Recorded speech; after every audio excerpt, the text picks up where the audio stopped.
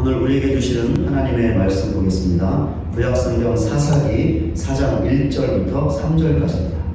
에훗이 죽으니 이스라엘 자손이 또 여호와의 목전에 악을 행하매 여호와께서 하술에서 통치하는 가나안 왕 야빈의 손에 그들을 파셨으니 그의 군대 장관은 하롯의 탁고임에 거주하는 시스라여 야빈 왕은 철병거 900대가 있어 20년 동안 이스라엘 자손을 심히 학대했으므로 이스라엘 자손이 여호와께 부르짖었더라. 아멘.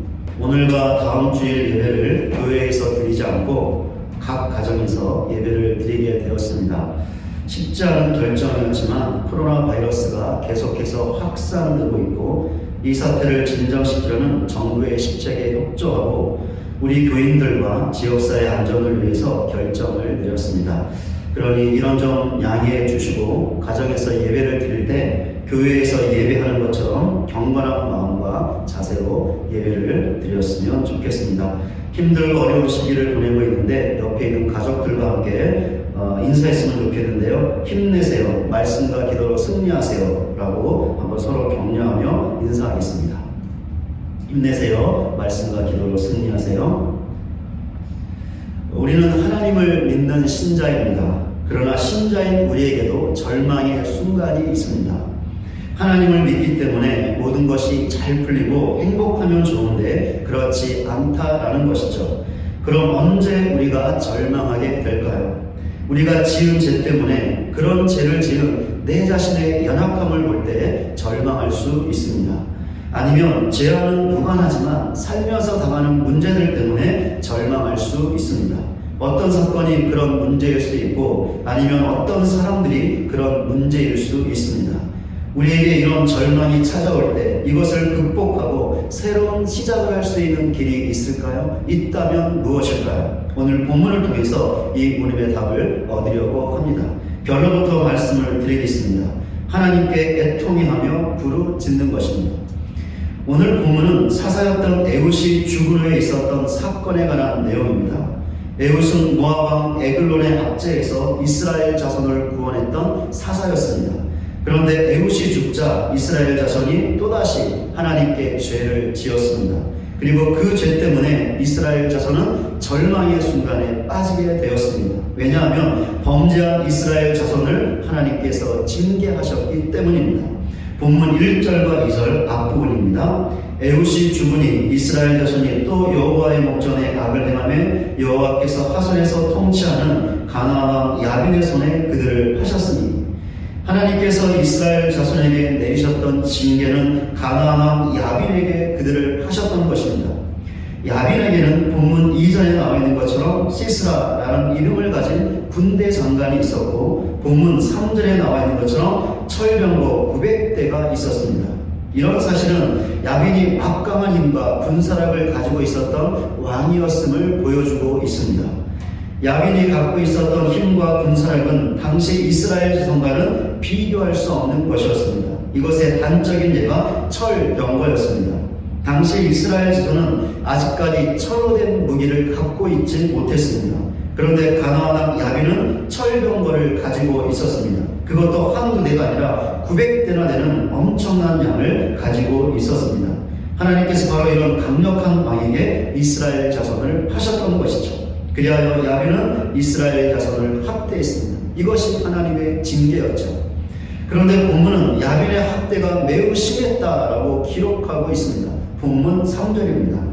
야빈 왕은 철병거 900대가 있어 20년 동안 이스라엘 자손을 심히 학대했으므로 이스라엘 자손이 여호와께 부르짖었더라. 여기서 학대하다라는 말은 쥐어짜다, 짓누르다라는 의미를 갖고 있습니다. 가나안 왕 야빈은 그의 막강한 힘으로 이스라엘 자손을 쥐어짜고 짓눌렀던 것이죠. 그것도 매우 심하게 무려 20년 동안이나 그렇게 했습니다. 이런 사실을 통해서 이스라엘 자손이 얼마나 큰 고통과 괴로움을 당했었는지 충분히 짐작할 수 있습니다.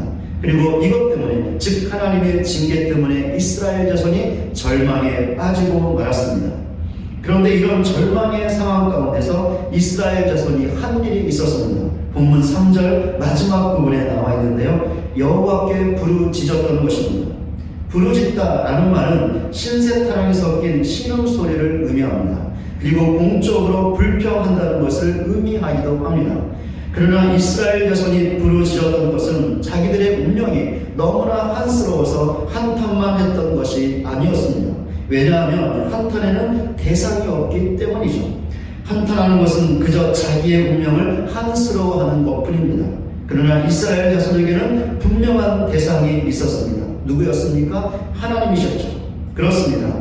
이스라엘 자손은 그저 자신들의 운명이 너무나 한스러워서 부르짖었던 것이 아니었습니다.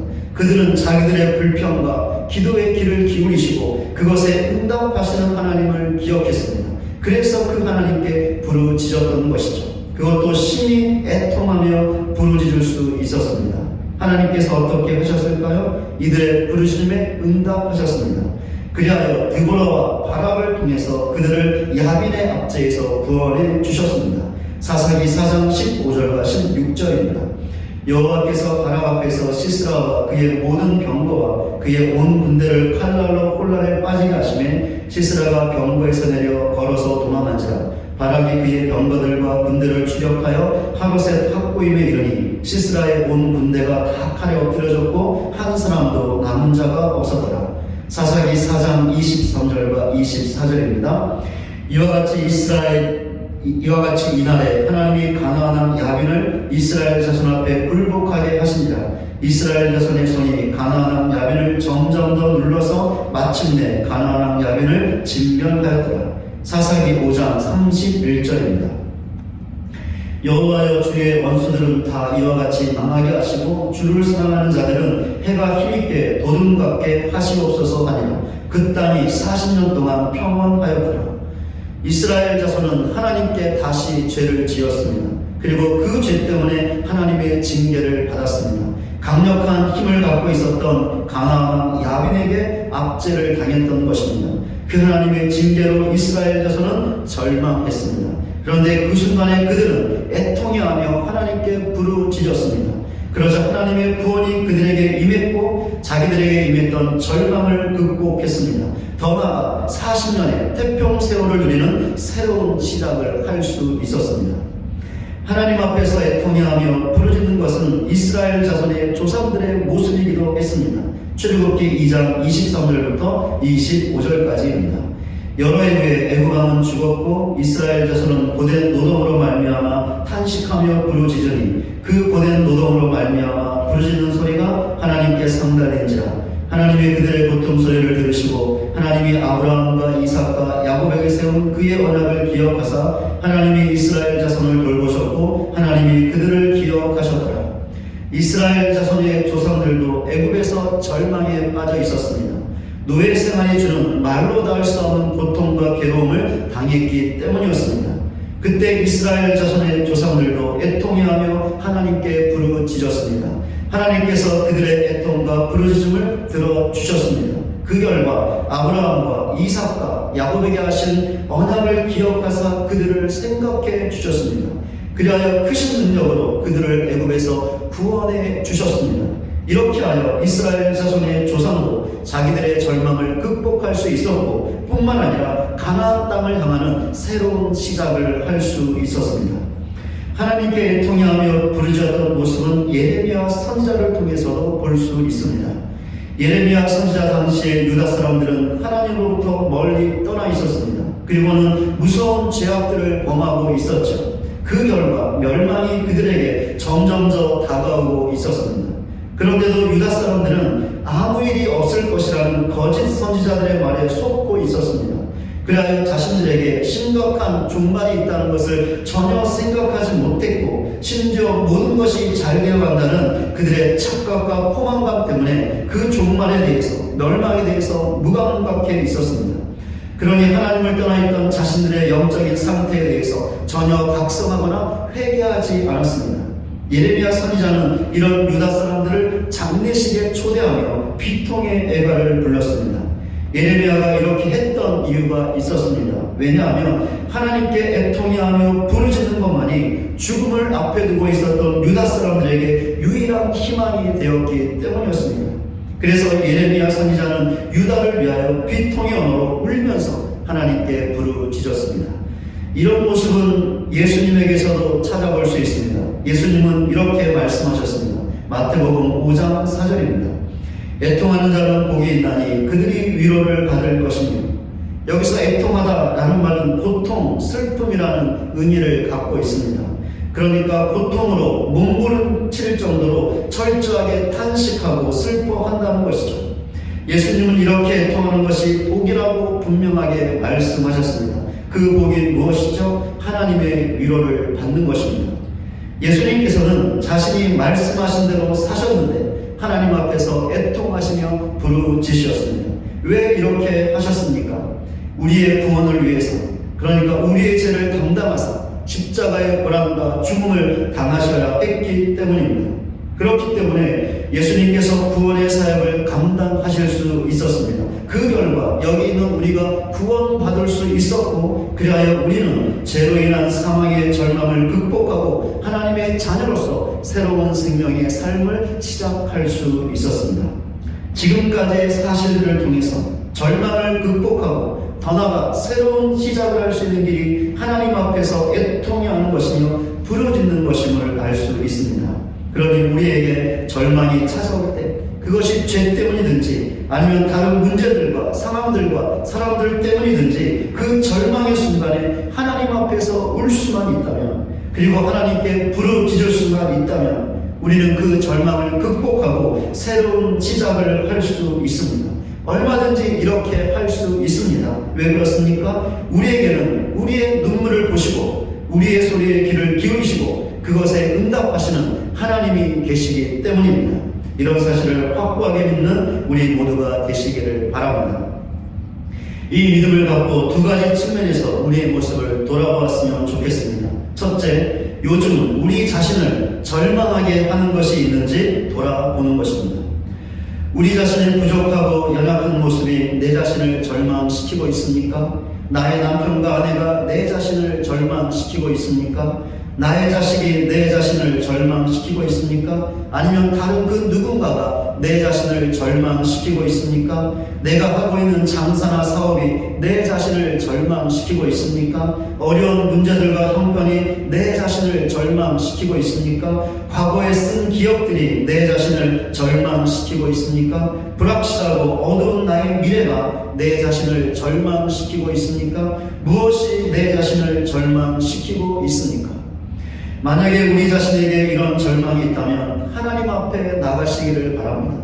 그리고 하나님 앞에서 우시기를 바랍니다. 몸부림치는 애통을 하시기를 바랍니다. 하나님께 부르짖기를 바랍니다. 하나님의 도우시는 은혜가 우리 자신에게 반드시 임할 것입니다. 그리하여 그 은혜로 우리는 절망을 극복하고 새로운 시작을 할 수 있을 것입니다. 반드시 그럴 수 있습니다.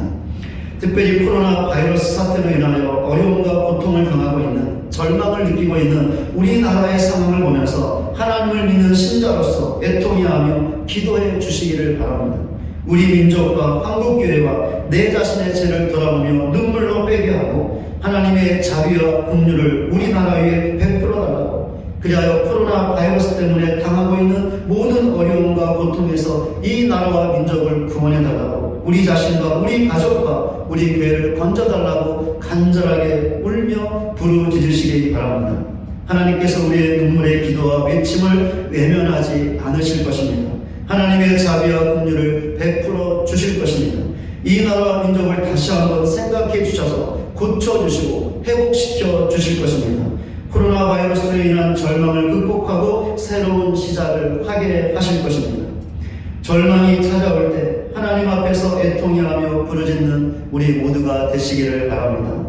그리하여 우리의 눈물을 보시고 우리의 소리를 듣고 응답하시는 하나님의 도우시는 은혜로 절망을 극복하고 쓰러진 그곳에서 다시 일어나 새로운 시작을 할 수 있는 저와 여러분 모두가 되시기를 주님의 이름으로 간절히 축원을 드립니다.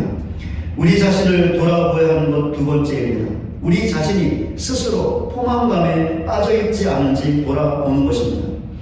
우리는 스스로 자기 포만감에 빠져있지 않습니까? 그래서 지금 모든 것이 잘 되어간다고 여기고 있지 않습니까? 모든 것이 좋다고 여기고 있지 않습니까? 이런 자기 포만감 때문에 하나님께 애통해하며 부르짖어야 할 때인데도 불구하고 자기 포만감 때문에 속고 있지 않습니까? 그리하여 영적인 각성 없이 영적인 무능력과 영적인 깊은 잠에 빠져 있지 않습니까? 과연 내 자신의 모습은 어떻습니까? 우리는 우리 자신이 잘 나간다고 생각되어질 때도 하나님께 애통해하며 부르짖어야 합니다. 왜 그렇습니까? 애통하고 부르짖어야 잘 나간다고 교만하거나 자만해서 하나님을 떠나지 않을 수 있기 때문이죠. 이런 사실을 마음 깊이 새기는 우리 모두가 되시기를 바랍니다. 그러나 애통과 부르짖음을 통하여 잘 나갈 때도 모든 것이 좋을 때도 자기 포만감에 빠지지 아니하고 영적으로 깨어서 늘 겸손하게 하나님을 잘 믿을 수 있는 저 여러분 모두가 되시기를 주님의 이름으로 간절히 축원을 드립니다. 말씀을 맺겠습니다. 지금 우리 각자가 처한 상황이 어떤지 모르겠습니다. 그러나 분명히 알아야 할 사실이 있습니다. 무엇이냐면 우리 각자가 어떤 상황에 있다 하더라도 그것이 절망의 상황이라도 아니면 잘나가고 형통한 상황이라 할지라도 모든 상황에서 하나님께 애통해하며 부르짖어야 한다는 것입니다. 왜 그렇습니까? 이렇게 하는 사람만이 절망을 극복하고 새로운 시작을 할 수 있기 때문이고 자기 포만감에 빠지지 않을 수 있기 때문입니다. 그러니 어떤 상황에서라도 하나님께 애통해하고 부르짖는 믿음의 사람들이 되어 하나님의 도우시는 은혜로 절망을 극복하여 새로운 시작을 하고 늘 겸손하게 하나님을 참되게 믿는 저와 여러분 모두가 되시기를 주님의 이름으로 간절히 축원을 드립니다. 같이 함께 기도하겠습니다. 하나님 아버지, 우리가 절망의 순간을 당할 때 하나님께 부르짖는 믿음의 사람들이 되게 하여 주시옵소서. 하나님 앞에서 몸부림치는 애통을 할 수 있는 사람들이 되게 하여 주시옵소서. 그래서 그 절망의 순간들을 극복하고 하나님께서 역사하시는 새로운 시작을 할 수 있는 복된 사람들이 되게 하여 주시옵소서. 특별히 이 나라와 민족을 불쌍히 여기시고 이 나라에 하나님 자비와 긍휼을 베푸사 코로나 바이러스로 인한 절망을 극복하고 다시 한번 이 나라가 세워지고 새로운 시작을 할 수 있는 그 은혜를 베풀어 주시옵소서. 하나님 도와주시옵소서. 하나님 아버지, 우리는 우리가 잘 나간다고 생각할 때 오히려 더 조심하고 겸손한 사람들이 되게 하여 주시옵소서. 우리 스스로가 갖는 포만감 때문에 스스로 속는 어리석은 자들이 되지 않게 하시고 우리가 자라갈수록 더욱더 하나님께 부르짖고 하나님 앞에서 애통하는 사람들이 되게 하사 우리가 잘 나가는 곳으로 하나님께 죄를 짓거나 하나님을 떠나는 일이 없게 하여 주시옵소서. 하나님 아버지, 우리의 삶 안에 하나님께 부르짖고 하나님 앞에서 애통해하는 자의 복이 넘치게 하사 더욱더 하나님을 귀하게 섬기는 주님의 사람들이 되는 우리 모두가 되게 하여 주시옵소서. 예수 그리스도의 이름으로 기도드립니다. 아멘.